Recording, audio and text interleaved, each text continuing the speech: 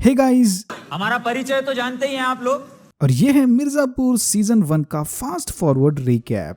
ये कहानी है मिर्जापुर के राजा यानी किंग ऑफ मिर्जापुर अखनंद त्रिपाठी उर्फ कालीन भैया की। कालीन भैया मिर्जापुर के सबसे बड़े डॉन हैं, जो अपने कालीन यानी कारपेट बेचने के बिजनेस के बहाने यहाँ पर ड्रग्स और इलीगल हथियारों की लेन देन करते हैं। इनके इसी डीकॉय बिजनेस की वजह से इनका नाम कालीन भैया पड़ा।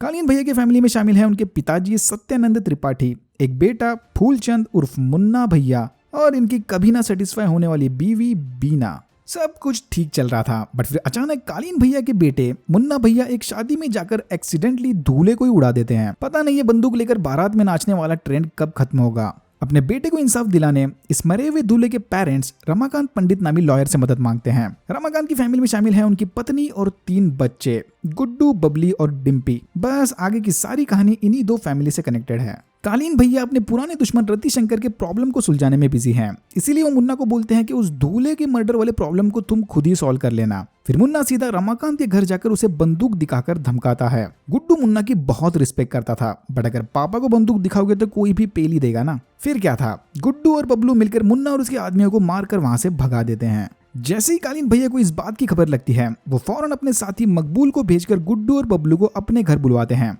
कालीन भैया इनसे बिल्कुल गुस्सा नहीं, बल्कि वो उल्टा इन भाइयों की हिम्मत को देखकर काफी खुश हैं कि ये जानते हुए भी कि मुन्ना किसका बेटा है, इन्होंने अपने फैमिली को बचाने उसे बिना झिझक कूट दिया। इसी बात से इंप्रेस होकर कालीन भैया गुड्डू और बबलू को जॉब ऑफर करते हैं। इन दोनों भाइयों के पास अब कालीन भैया की गैंग को ज्वाइन करने के सिवा दूसरा कोई ऑप्शन नहीं। ऑब्वियसली मुन्ना इस बात से जरा भी खुश नहीं। फिर कालीन भैया के कहने के मुताबिक गुड्डू और बबलू अपने पापा को जाकर समझाने की कोशिश करते हैं कि प्लीज अपने और फैमिली की सेफ्टी के लिए इस केस को दबा दो।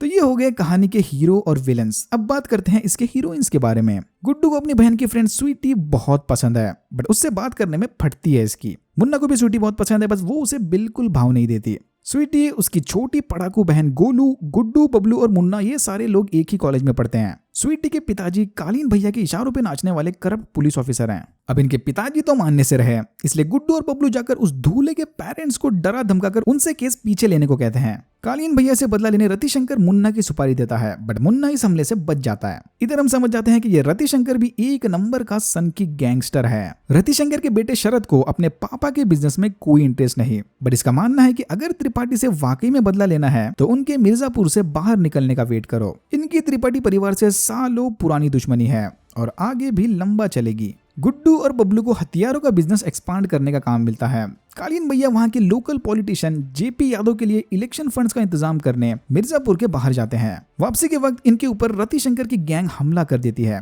कालीन भैया इस हमले से बच जाते हैं और अपने साथ रति के भेजे 2 गुंडों को पकड़ कर लाते हैं। इनको टॉर्चर करने पर कालीन भैया को पता चलता है कि रतिशंकर सारी त्रिपाठी फैमिली को खत्म करने का प्लान बना रहा है। एक इधर कालीन भैया अपनी फैमिली को बचाने में लगे हैं, तो दूसरी तरफ उनकी धर्म पत्नी अपने नौकर से संतुष्टि पा रही है। भाई ये क्या कर रहा है अपने मालकिन के साथ? कटेगा तेरा, पक्का कटेगा, देख लेना। कॉलेज में चले इलेक्शंस में मुन्ना भैया के अपोजिशन में खड़ा होने के लिए कोई हिम्मत नहीं करता, बट फिर अपने प्रिंसिपल के थोड़ा समझाने के बाद गोलू मुन्ना के खिलाफ खड़ी होती है। अपने गुड्डू भैया तो हिम्मत नहीं कर रहे हैं, इसीलिए मजबूरन स्वीटी को खुद उसे डेट के लिए पूछना पड़ता है। डेट मतलब मिर्जापुर स्टाइल में समोसे वाली डेट। स्वीटी से रिजेक्ट होकर मुन्ना भैया अपने दोस्तों के साथ मूवी देखने जाते हैं, जहां इनका वफादार साथी कंपाउंडर मुन्ना को मिर्जापुर का राजा बनाने कालीन भैया को तक मारने के लिए तैयार है। इस आइडिया को सुनकर मुन्ना बहुत गुस्सा होता है, बट देख के लग रहा है कि ये गुस्सा बस दिखावे वाला है। गुड्डू भैया के दिमाग पर पहलवानी का इतना भूत सवार है कि वो अब इसके लिए स्टेरॉइड्स लेने तक तैयार हैं। मुन्ना अपने दोस्त कंपाउंडर की मदद से गुड्डू के लिए स्टेरॉइड्स का इंतजाम करवाता है। गुड्डू और बबलू की वफादारी चेक करने मकबूल उनसे कालीन भैया के दुश्मन को मरवाता है। ये दोनों भाई फर्स्ट मर्डर करके कालीन भैया के साथ अपनी वफादारी का प्रूफ देते हैं। जेपी यादव से इलेक्शन के लिए पैसा जमा करने कालीन भैया ने लाला के साथ अफीम की लेन देन की डील की थी, बट ये मुन्ना इतना हरामी है कि वो कालीन भैया को फंसाकर लाला के धंधे में शेयर मांगने जाता है। गुड्डू स्टेरॉइड्स के साथ साथ अब मदर्स मिल्क का भी आदी बन गया है। इन सारी चीजों का असर सीधा इसके दिमाग पर हो रहा है। गुड्डू रातों रात सिंगल मर्डरर से कालीन भैया के इशारों पर नाचने वाला मास मर्डरर बन जाता है। ये अब वो गुड्डू नहीं रहे जो लिबिर लिबिर करते थे। गुड्डू की हिम्मत और बबलू के दिमाग से खुश होकर कालीन भैया इन दोनों भाइयों को अपने मेन बिजनेस में शामिल करने का प्लान बनाते हैं। मिर्जापुर में चले इस खून खराबे को कंट्रोल करने गवर्नमेंट वहां पर एक नए इंस्पेक्टर को भेजती है, वेनिला आइसक्रीम के शौकीन इंस्पेक्टर मौर्य। इलेक्शन से पहले वायलेंस को कम करने कालीन भैया, रतिशंकर और जेपी यादव साथ मिलकर मीटिंग करते हैं। फिर इसी मीटिंग के दौरान चली होली पार्टी में यादव और मुन्ना के बीच झगड़ा होता है। ये बात कालीन भैया को बिल्कुल पसंद नहीं आती।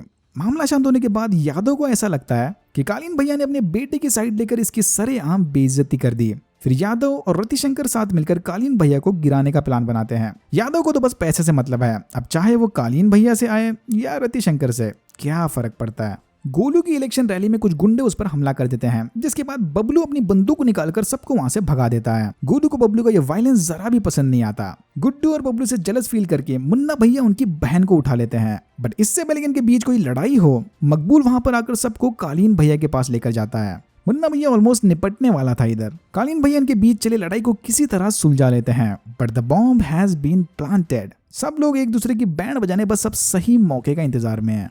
तभी गुड्डू और बबलू पर पुलिस वाले फायरिंग कर देते हैं। ये दोनों वहां से किसी तरह भागकर इस बात की खबर कालीन भैया को दे देते हैं। मुन्ना अपनी बेइज्जती का बदला लेने कालीन भैया को मारने कंपाउंडर को भेजता है, बट कालीन भैया इसे जिंदा पकड़कर मुन्ना को पूछताछ के लिए बुलवा लेते हैं। कंपाउंडर अपनी आखिरी सांस तक मुन्ना से वफादारी दिखाता है और सारा इल्जाम अपने सर लेकर मुन्ना के हाथों मारा जाता है। ऐसे दोस्त होने चाहिए। इधर साला चाय का पैसा मांगो तो पेटीएम में केवाईसी इशू बताकर भाग जाते हैं। पुलिस से जान बचाने गुड्डू और बबलू मिर्जापुर छोड़कर अंडरग्राउंड हो जाते हैं, बट फिर गुड्डू की सटक जाती है और वो जौनपुर जाकर रतिशंकर को ठोक देता है। कुछ भी करने का, बट गुड्डू भैया की मम्मी को गाली नहीं देने का। इंस्पेक्टर मौर्य पूछताछ करते हुए कालीन भैया के घर तक पहुंच जाते हैं कि तभी इन्हें खबर मिलती है कि गुड्डू और बबलू ने कालीन भैया को बिना बताए रतिशंकर को मार दिया। पुलिस कुछ ट्रांसजेंडर स्मगलर को ब्लैकमेल करके उनकी मदद से कालीन भैया को पकड़ने का प्लान बनाती है। गुड्डू मिर्जापुर आते ही स्वीटी के साथ शादी कर लेता है, तो दूसरी तरफ सत्यानंद त्रिपाठी को बीना और नौकर के कारनामों के बारे में पता चलता है। गुड्डू अपना पैशन फॉलो करने लोकल बॉडी बिल्डिंग कंपटीशन में हिस्सा लेता है, बट फिर कालीन भैया वहां पर आकर अपनी सेटिंग लगाकर किसी दूसरे बॉडी बिल्डर को जितवा देते हैं, क्योंकि इन्हें लगता है कि इन पर हमला गुड्डू ने किया था। गुड्डू गुस्से में उस ट्रॉफी से विनर का सर फोड़ देता है। फिर मुन्ना और कालीन भैया साथ मिलकर दोनों भाइयों से पीछा छुड़ाने का प्लान बनाते हैं। गोलू कॉलेज इलेक्शन जीत जाती है, बट अब मुन्ना को इससे कोई फर्क नहीं पड़ता, क्योंकि उसे तो अब सारा मिर्जापुर जीतना है। गुड्डू और सारी फैमिली मिलकर उनके बहन के फ्रेंड यानी लाला के बेटी की शादी में जाते हैं। यहाँ स्वीटी गुड्डू को खुशखबरी देती है कि वो माँ बनने वाली है, बट गुड्डू का ध्यान कहीं और है। स्टेरॉइड्स के लगातार इस्तेमाल से गुड्डू की बॉडी अब जवाब दे रही है। तभी वहां पर मुन्ना आकर बबलू और स्वीटी को मार देता है, बट गोलू और डिम्पी मौका देखकर वहां से जख्मी गुड्डू को लेकर भाग जाते हैं। सत्यानंद त्रिपाठी बीना की सवारी करने के बाद उससे उनके नौकर का औजार कटवाते हैं। कालीन भैया इंस्पेक्टर मौर्य को दिखा देते हैं कि जिस शहर के वो नौकर बनकर आए हैं वो उस शहर के मालिक हैं। एंड सीन में हम देखते हैं कि शरद अपना मुंडन करवाकर अपने पिताजी की मौत का बदला लेने का प्लान बनाता है, और यहाँ होता है सीजन 1 खत्म। सीजन 2 के ट्रेलर में हमने देखा कि गुड्डू भैया वापिस आ गए, सबको मिर्जापुर चाहिए और शेर के मुंह को खून लग चुका है। अगर आपको वीडियो अच्छा लगा तो please like, share and subscribe for more videos like this. मैंने ऐसे और भी वीडियोस बनाए जिनके लिंक्स आपको डिस्क्रिप्शन बॉक्स में मिल जाएंगे। Thank you very much for watching and I am hoping to see you in my next one.